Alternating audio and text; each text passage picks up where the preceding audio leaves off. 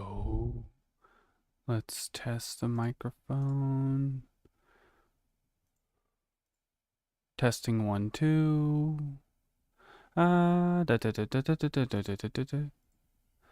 Feel like you can hear the hissing of the fan in the background, but it's not a deal breaker.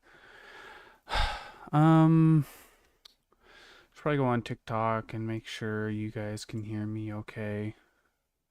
Oh, I'm not live on TikTok yet. We're about to go live. Yo. Okay.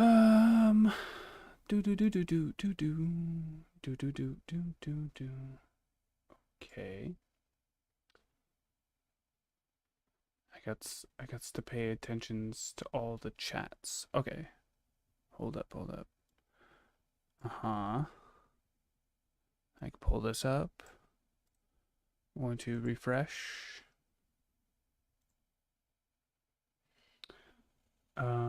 Testing 1, 2. It's on mute. Hold on.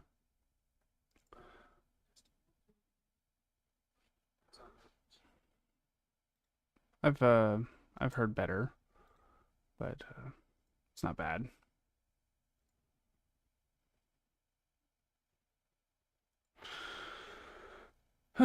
Okay. So we got Twitch, we got the YouTube. Let's make sure all the chats are working. Yo. Looks like YouTube might not be working super great. Brick, what's up?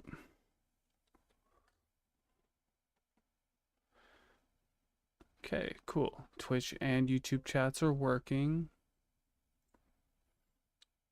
TikTok is working. Okay, we're gonna read my novel, Oregonia and the Legend of the Meese. This will also be like a partial editing session, because I haven't gone over my book in a long time. Excuse me, I've had a long day. I'll check on chat every so often.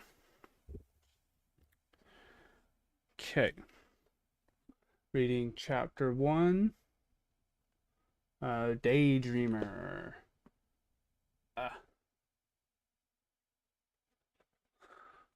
Let me show YouTube chat. Boom. Okay. Let me know what you guys think.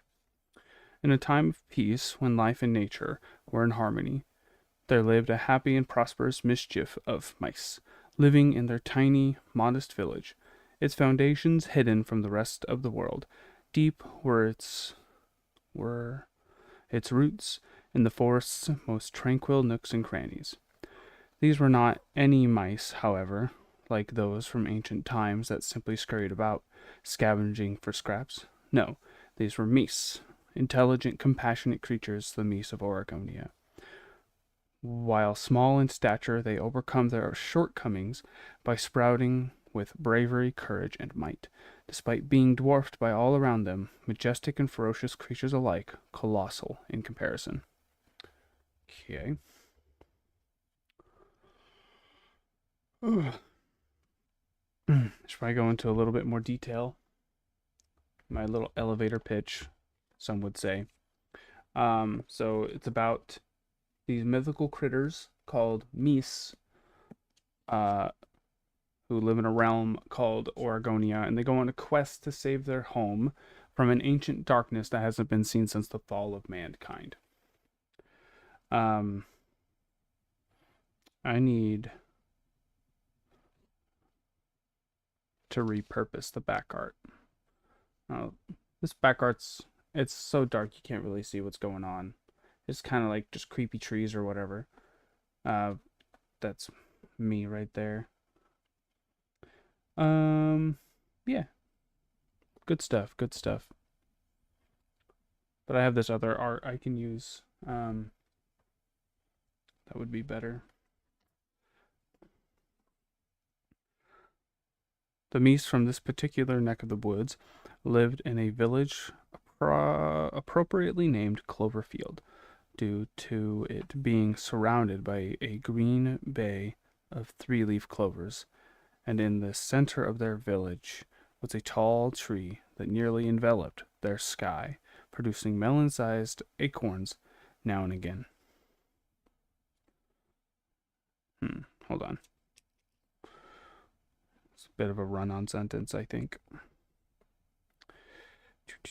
It nearly enveloped.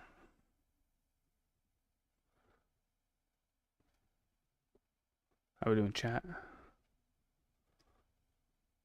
Hope my YouTube chat is working. It's being weird on this end. I'll refresh the page. Although the mist enveloped their sky, was a tall tree that nearly enveloped their sky. I think I could just put it produced melon-sized acorns now and again, or from time to time. Something I can work on. I can work on that. All right. Although the meese, being as small as they were, could live in just about anything from a hollowed-out hill to a musty old boot, many traditionally chose to craft a home from an acorn, however. One of these massive acorns, overgrown and plump, finally fell to the earth after its branches struggled to keep it from gravity's unyielding grasp. Like a meteor, it careened to the earth on the outskirts of the village, plowing the ground into a crater on impact.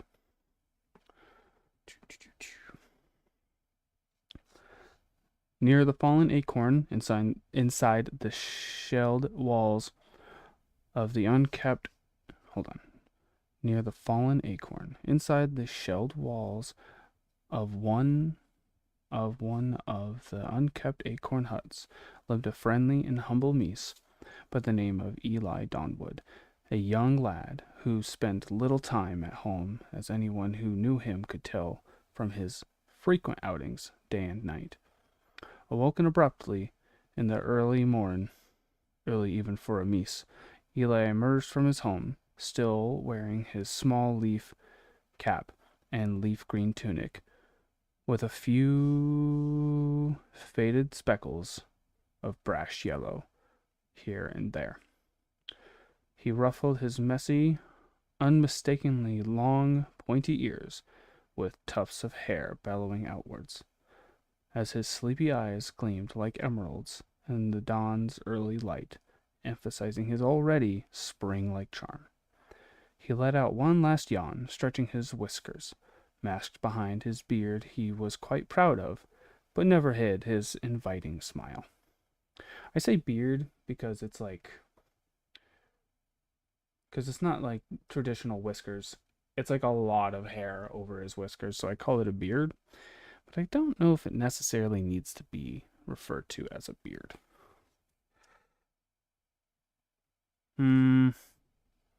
Yeah, maybe it doesn't need to be referred to as a beard.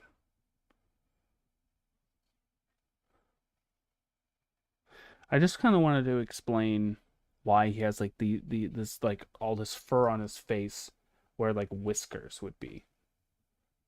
You know? I felt the need to like explain that. Hold on.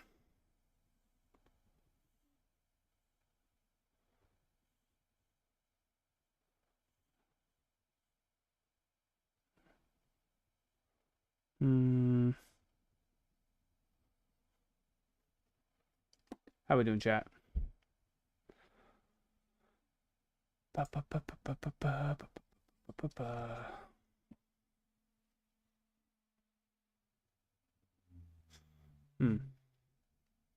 Mossy, Jen, Ralph, Bradley.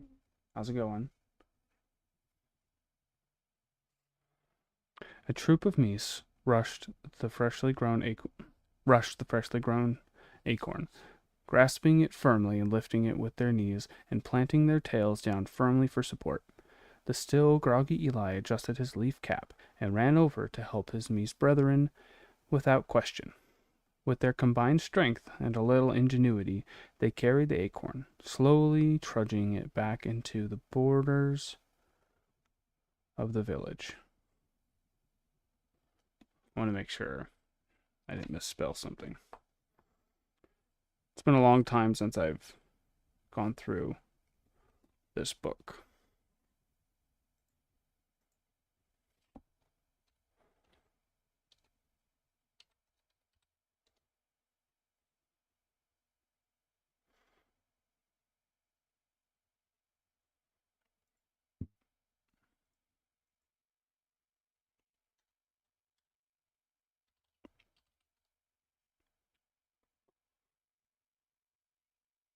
Okay, I spelled it right. I'm just double checking. Here we go. They flipped the bulbous nut on. That's a funny phrase. They bulbous nut on its top and immediately went to work, carving it into a cozy little home or a soaring tree lift. While some carved the way, others plucked and decorated the acorn with fresh shamrocks top to bottom, hiding their homes to aerial. Is it to aerial predators or from aerial? I should probably do from. They're hiding from them. Some carved the way. Others carved. Oh, I think it carved. I think I meant to do away, not the way. Others plucked and decorated the acorn with fresh shamrocks topped hiding predators. From the sky, their village looked like an overbearing sea of green, hiding a small world of the meese.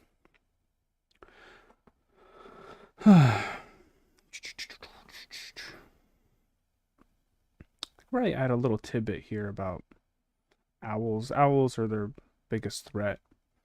It's sort of a minor plot point in this book, but it's going to be a major plot point in the next book. After a rough and early morning, the tired Eli said good day to his friends and made his way up to his favorite spot for a well-deserved midday nap.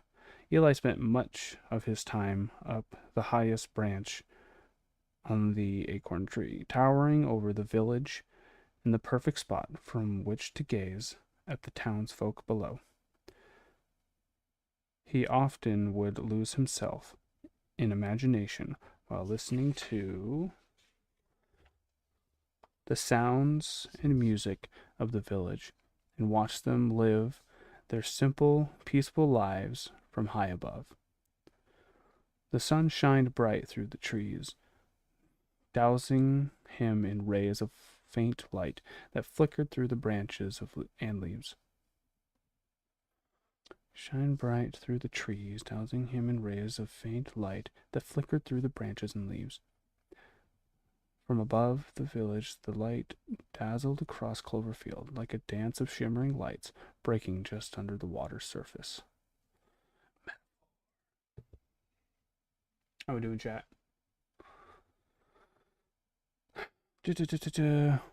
What a perfect day, Eli thought as he laid in his perfect spot, soaking in the warm light, breathing in Mother Nature's fresh spring air of early March. Still a bit of chill in the air from February. What's that? He wondered aloud. Eli noticed something stirring through the busy streets below.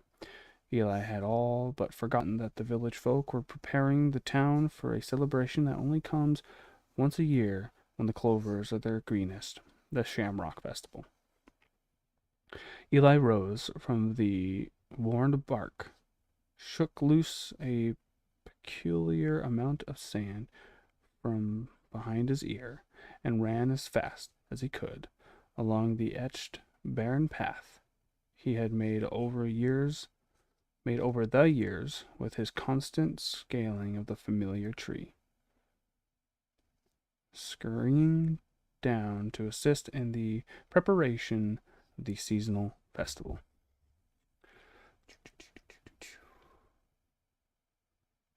Just scrolling. There we go.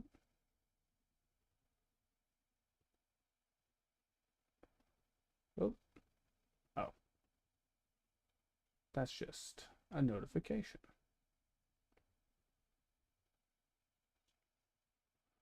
How am I doing, guys? I feel like I'm not super great at...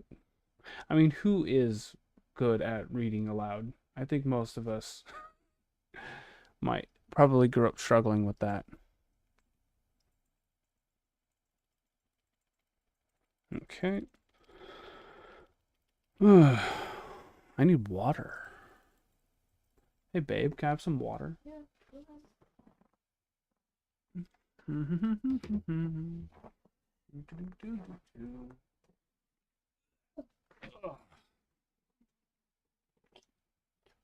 Let's get a little straw. Oh no. I forgot to put the straw inside. It's in the living room with the other one.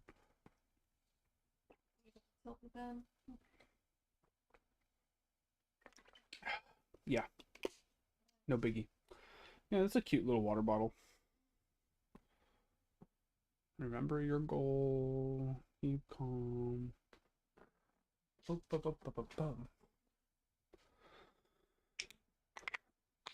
Oh.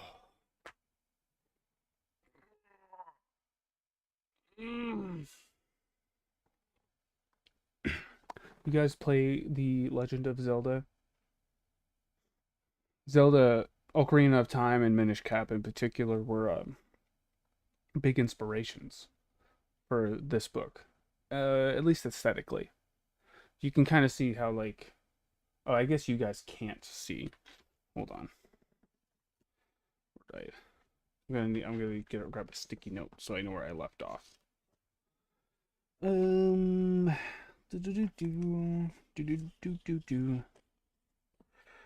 Right here, I think. Oh, excuse me. It's kind of hard to see. I got this stupid bar in the way. He wears this green tunic, literally made of leaves, and I mean, you could tell it's reminiscent of like Link's green tunic from The Legend of Zelda. I know it's hard to see. I'm sorry.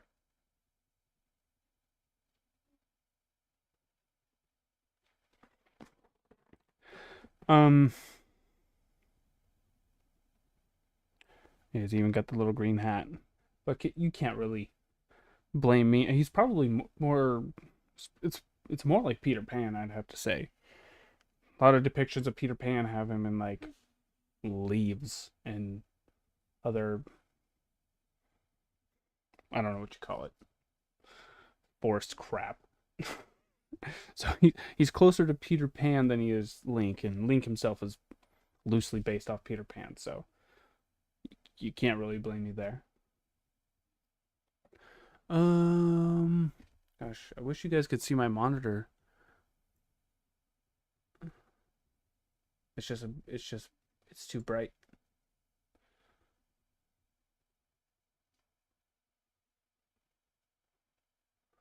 I'd show you more pictures if I could.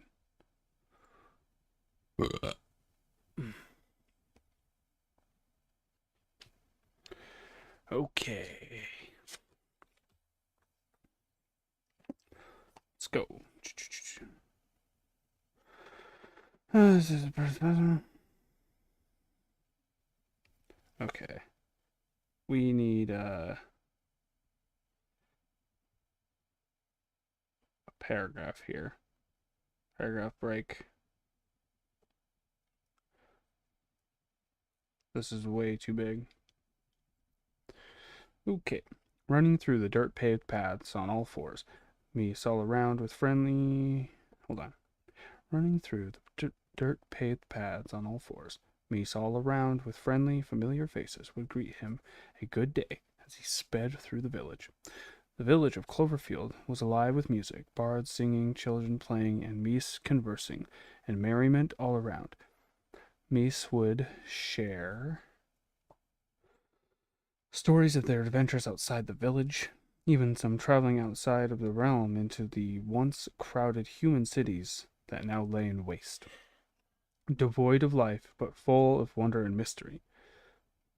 The shopkeepers, local and from afar, cried out in excitement as Meese walked by, selling why can't I say the word?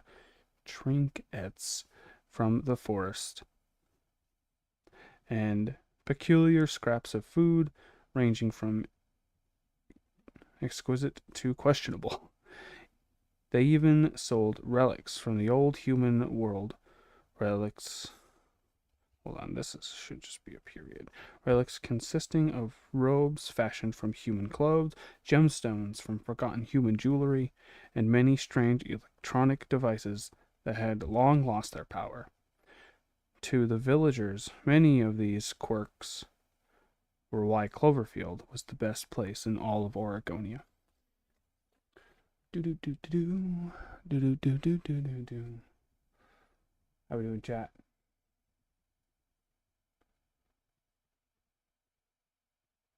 Womp womp.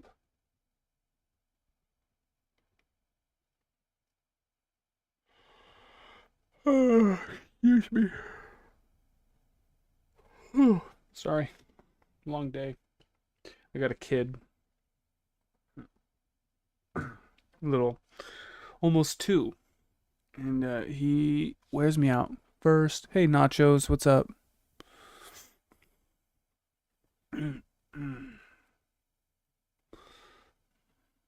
Alright.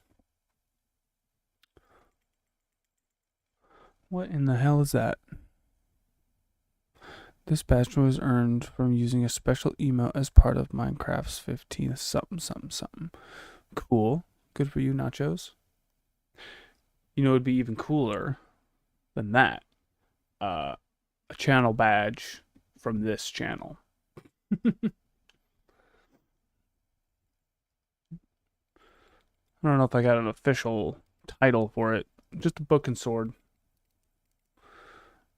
You know, instead of like a 2 swords crossing or a sword and shield, it's like a book crossed with a sword. It's pretty cool. I love it. I need to get a new badge. My badges go up to, I think, 1.5 years. I need like a 2-year badge. A simple Photoshop job. Just change the colors up a bit, and I could excuse me, and I can make a new badge. Just don't know what color I want to go for. All right.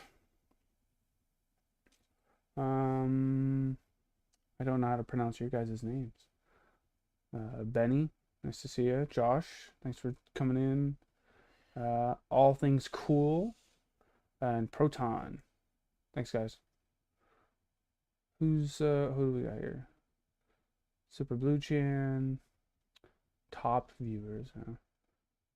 I know it's poor etiquette, at least on Twitch, to almost 1 year since I followed you. Wow. Long time. 9 months. Oh, okay. Well, I appreciate it, Nacho. Sorry I don't stream a lot. You know, I got a life. I'm lucky if I get to stream once a week. But I want to try to do more of these book readings and edits or something.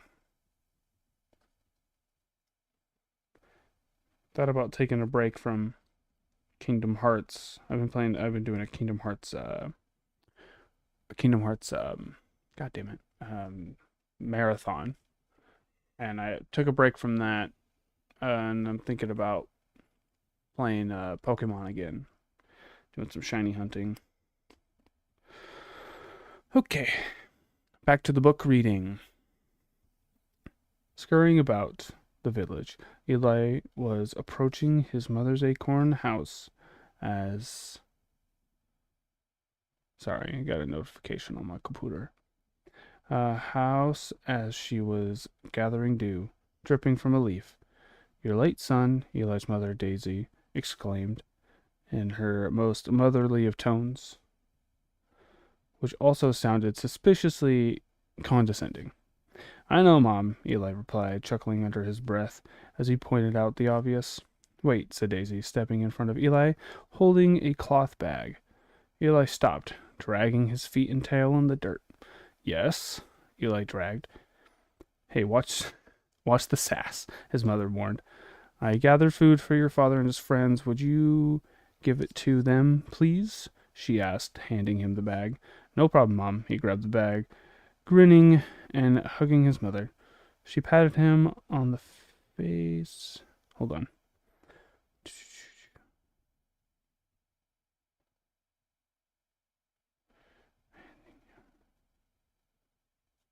I used the word bag too much here. How we doing, chat? How you doing, nachos?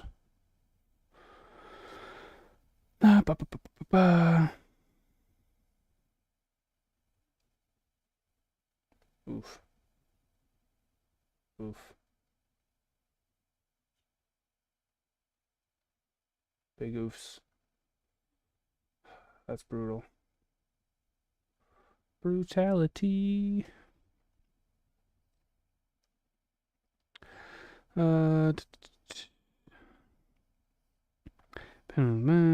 She patted him on the face, gently and warmly. "Thank you, son. Go on then. Have a good time."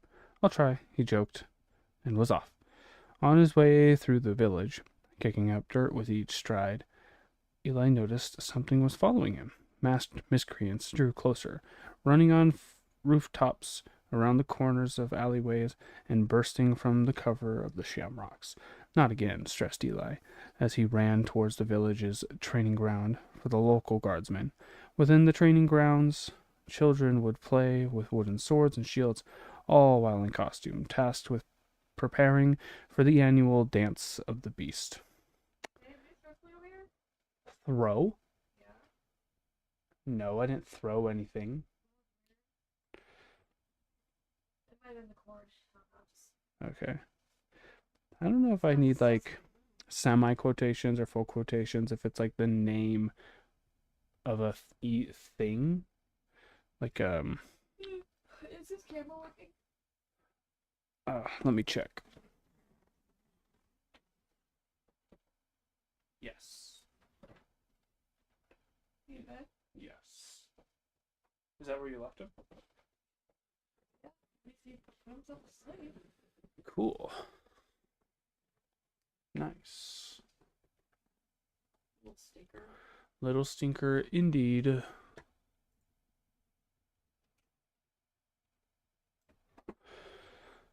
Okay. Back to it. That was to be held during the festival. The children looked over and saw Eli scurry past.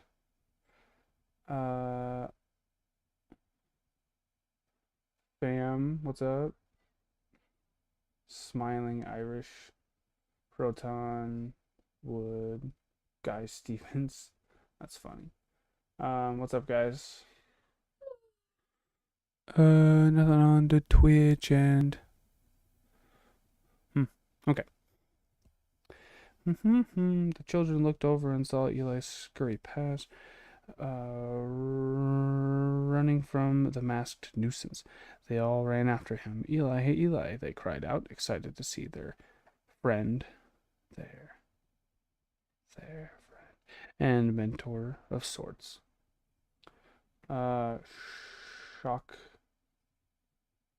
Kershockley.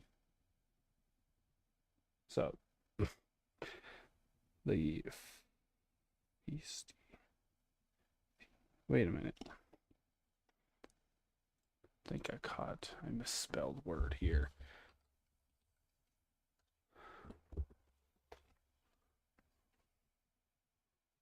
Feisty. Feisty. Small and weak, lively, determined. Damien, the French bear. What's up? Okay, I spelt it right. I'm always worried about that.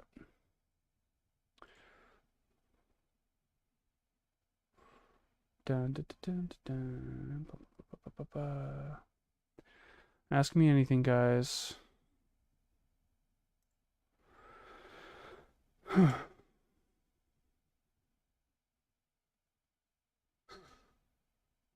Sorry for the sigh. I sigh a lot. I'm usually short of breath and I'm tired. And it makes me sigh a lot.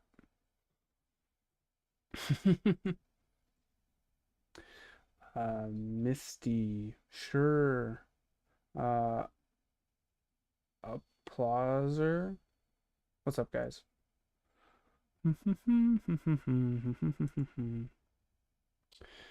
Okay.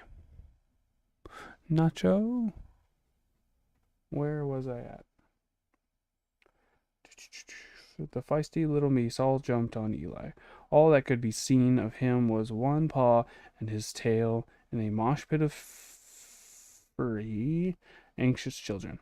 As Eli stood up, he was immediately knocked to the ground by the group that had chased him thus far. The little meese all rose up, their restless ears twitching. Come on. Eagerly to see Eli. One group of meese. Hold on. This paragraph seems huge. It's got to be.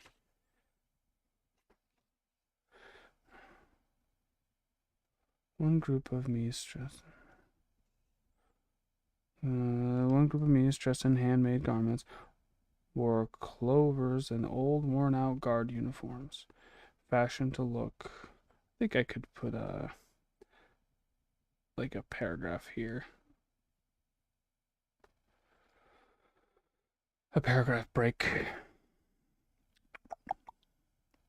The other mischief wore masks that portrayed the wicked creatures of old, meese-sized and even larger monsters that lurked in the world during the Dark Age. I wonder if I should capitalize Dark Age. Yeah, I'll capitalize it.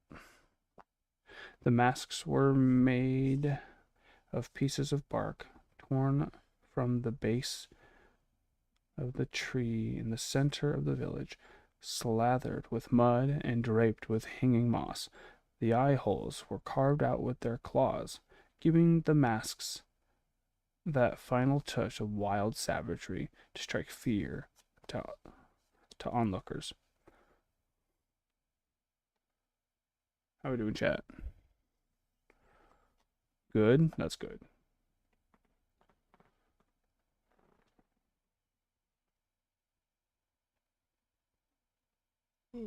Excuse me. Brutal. Brutal. Brutal.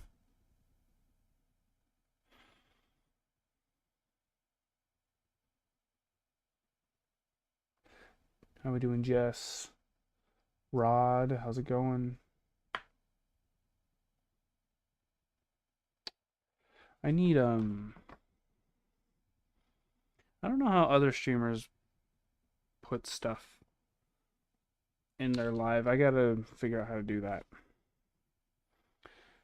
Because I think, like, not having something, some sort of display is killing me. Yeah, how the hell do they do that?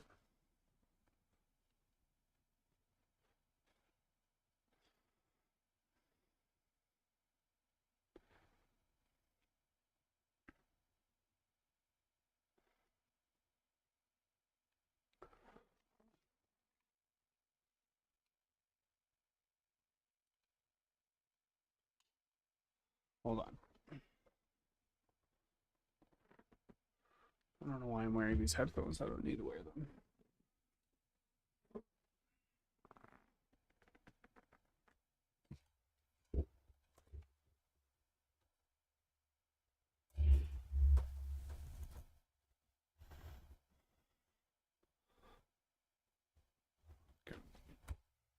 Okay. I don't really have anywhere safe to put this thing.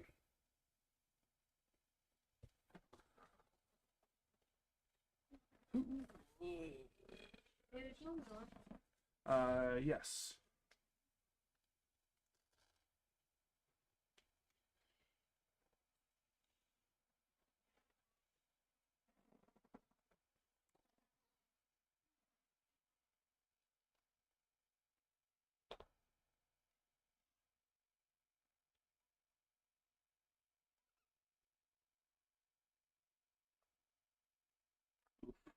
Already messed up.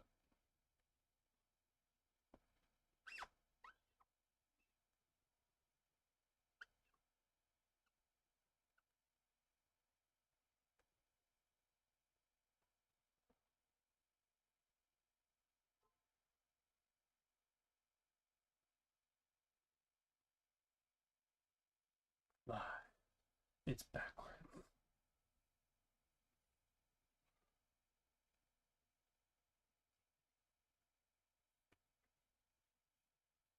Boom.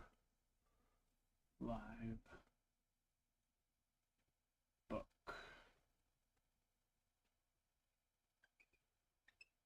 Reading. Live book reading.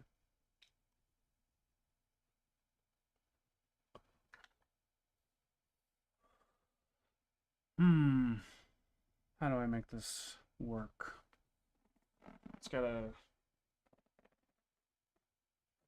Can't hold it. I gotta read my book.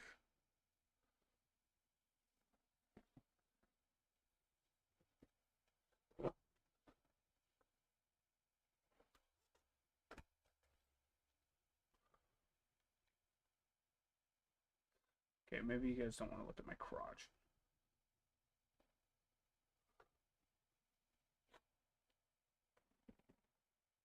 Live book reading. Sorry about my handwriting.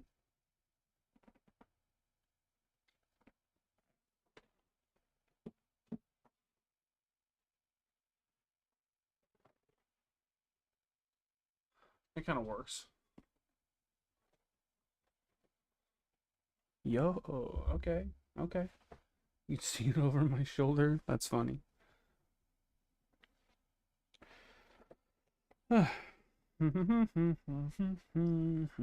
Dark Age. The masks were... Okay, we read all that. Come on, guys. Does there need to be a comma here? Well, I can't remember. Come on, guys, I'm late, said Eli, brushing himself off. The children dropped their heads in disappointment. But you said you would help us practice for the dance tomorrow. You promised, said one of the children. Yeah, you said you'd teach us the basics, another child claimed. Guys, I make lots of promises, and helping with the festival comes first. I can practice with you after, okay? Eli crossed his arms and looked around at their eager faces as they nodded in disappointing agreement.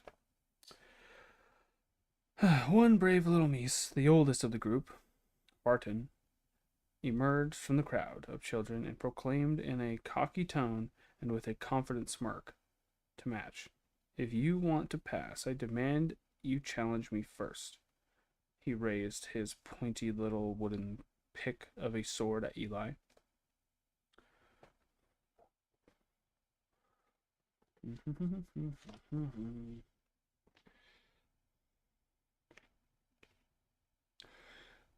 Eli sighed, smacked the sword from his face.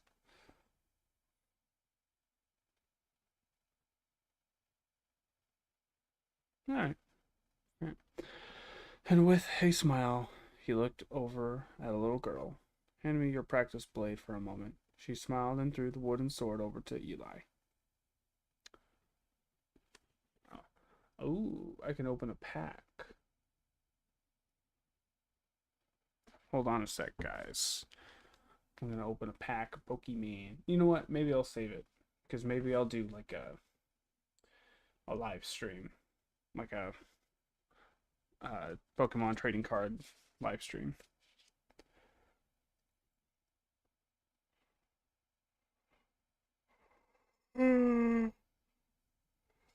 Excuse me. Alright.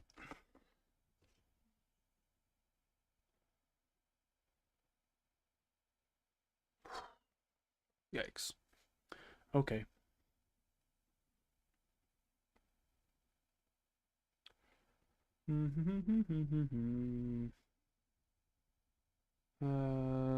Sword in every direction. The little novice ran at Eli with short notice, swiping his sword in every direction, trying desperately to whack Eli as he blocked and dodged every erratic stroke. Eli used his tail and snagged Martin's foot, dropping him on his backside, causing him to drop his blade. Eli stood above, pointing his sword down at him. Eli picked up the little one's sword with his tail and handed it over. Martin, frustrated by his quick defeat, took the blade and lowered his head in anguish.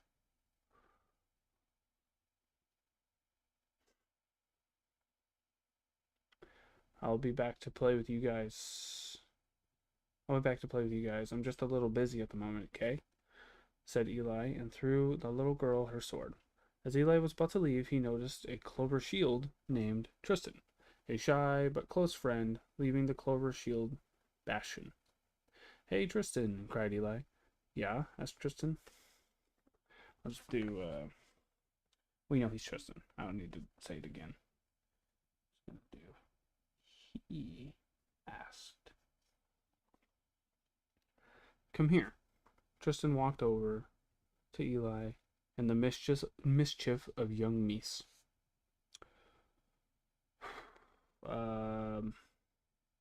How's it going, Eli? Running late again? Shouldn't you be somewhere? Tristan wondered. You're right, Tristan. Thanks for... Oh my god. I say Tristan like a million times in just a few sentences.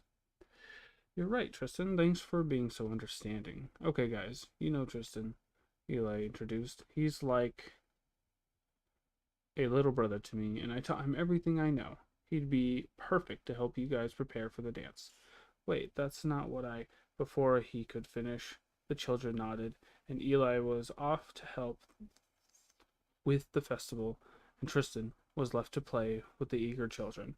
Everything Eli said about Tristan was true, but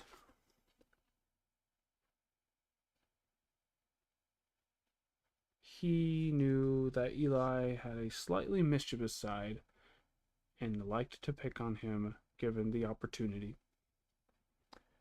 Eli ran into the village square to see a few dozen Mies decorating for the upcoming event.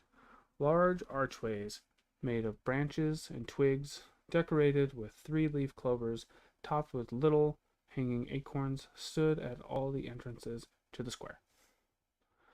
Eli, you're late, son, Eli's father Posey yelled, struggling to help the others raise the banners. No, you're just in time, proclaimed Clover, the village chieftain. Grab that rope and help us with these banners.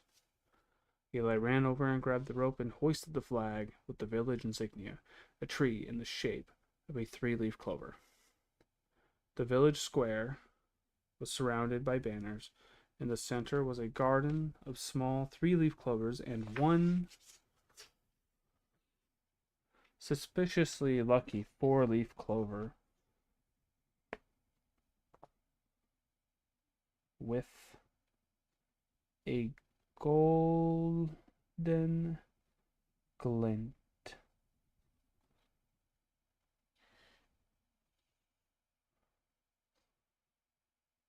Is it to its luster? In its luster? A suspiciously lucky four-leaf clover wrapped wrapped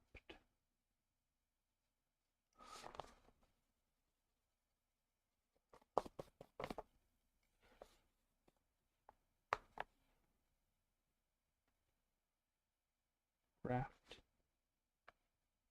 in a golden glint. Nice. The chief looked around, satisfied with the results. His smile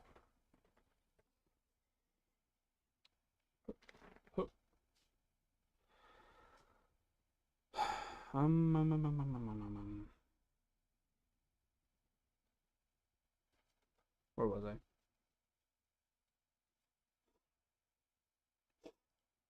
His smile gleaming through his graying beard and his flaccid whiskers, twitching under his chuckles of satisfaction. You can see it in both screens. Nice.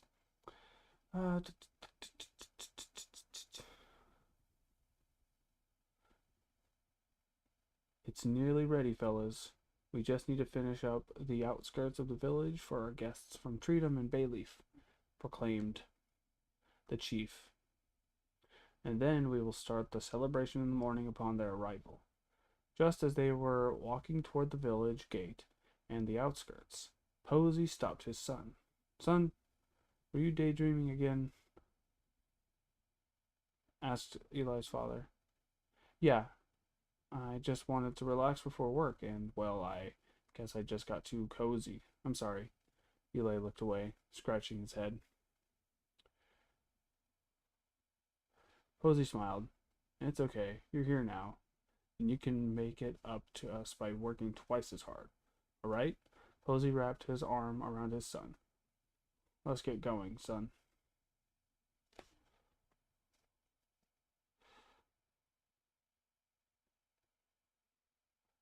The Mies went to the outskirts of the village, Posey and Eli hustling to their side to hang more banners and decorate with clovers and acorns and pave the way with shiny trinkets that would entice the sages of Treedom and Bayleaf and their followers.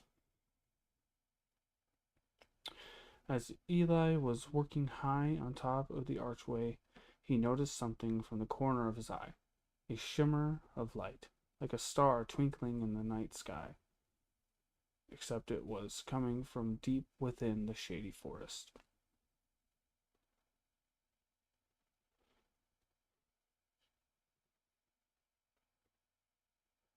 Someone, please, a woman cried as she made her way to the outskirts of the village.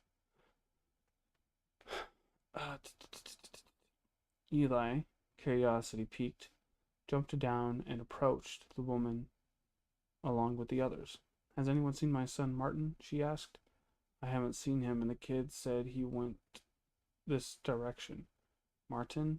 Eli wondered, looking all around as she pleaded with the rest. Eli, with his keen tracking skills, noticed something at the base of the brush. Dirt kicked back, as though someone was forcing their way through. As the crowd was starting to worry, Eli spoke out. He went this way. I'll track him down.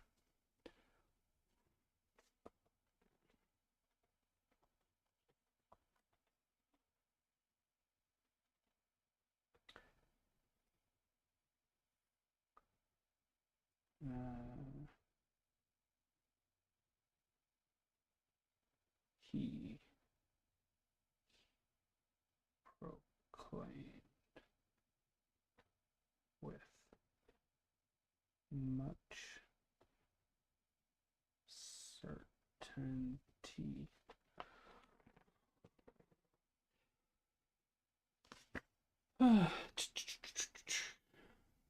Wait, Eli, his father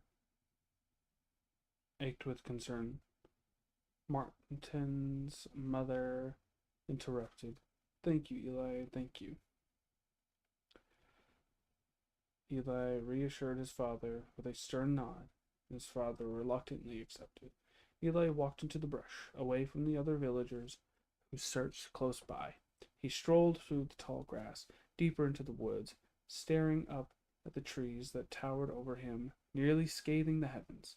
A small wind brushed against the meadow, blowing like ocean waves, bringing a cool, clean, silent air that grazed Eli's abnormally tall ears that stood above the plain of grass. Eli emerged from the brush and came across a small river. He hopped from one smooth rock to the next, its touch icy cold, chilling his little feet with each step while avoiding the gentle stream as he crossed over to the other side. Once he made it to the other side, he climbed. Once he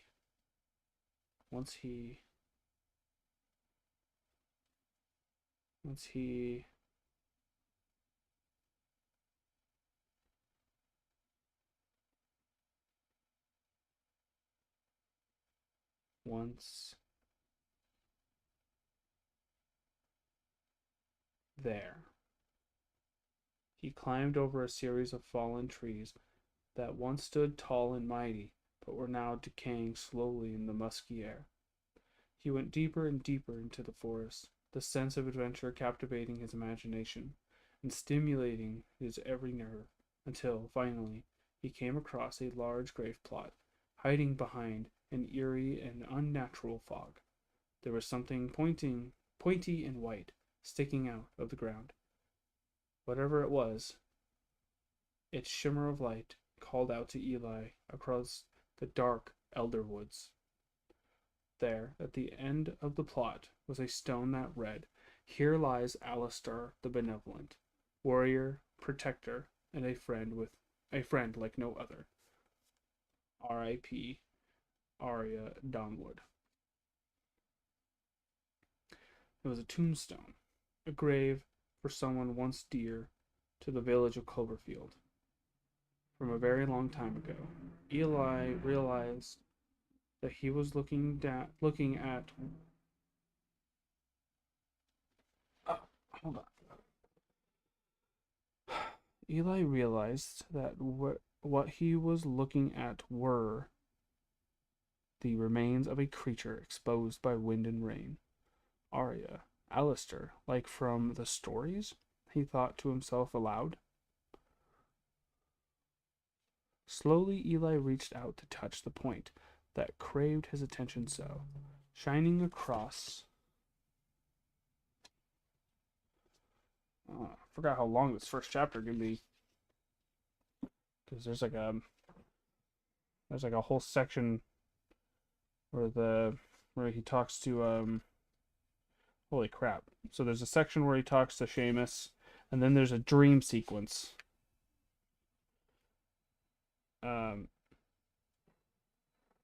What's that sound? That was the video. Oh, I thought maybe you were playing on your Steam Deck and your Steam Deck was getting really loud. That's funny.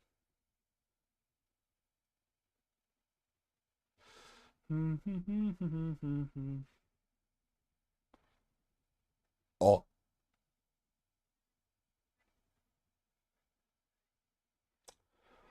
Hi. Hi.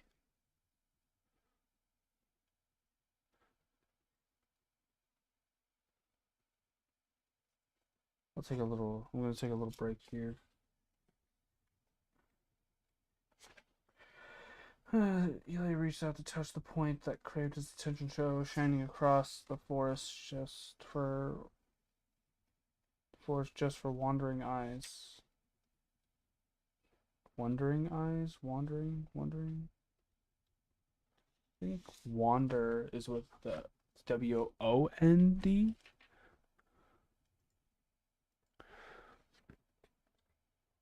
Wandering eyes. Uh-oh.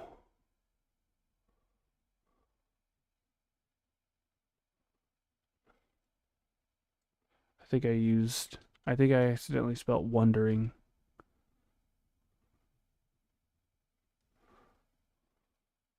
Oops.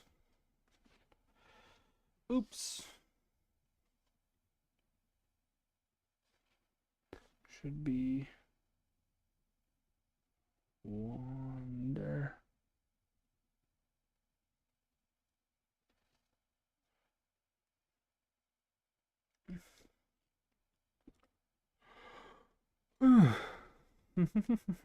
Yeah, we'll stop there for now.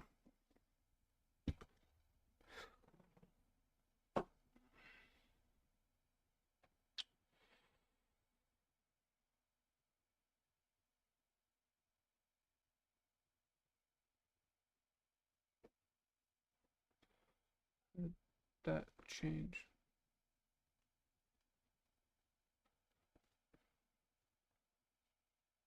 Okay.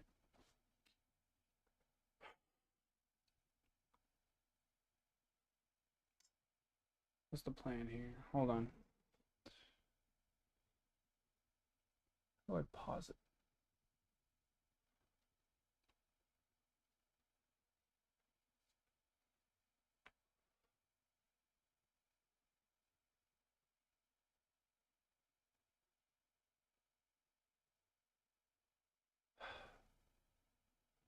Farts.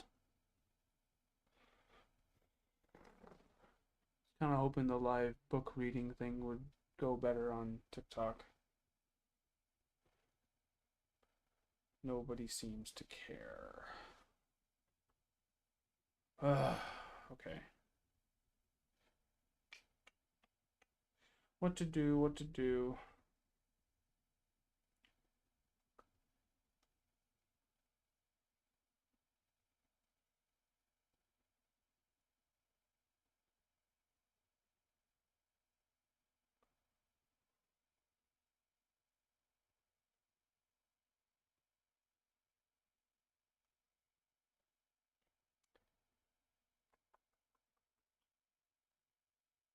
I want to do just another hour-long stream again. I want to do a full stream. But the book reading thing is not working.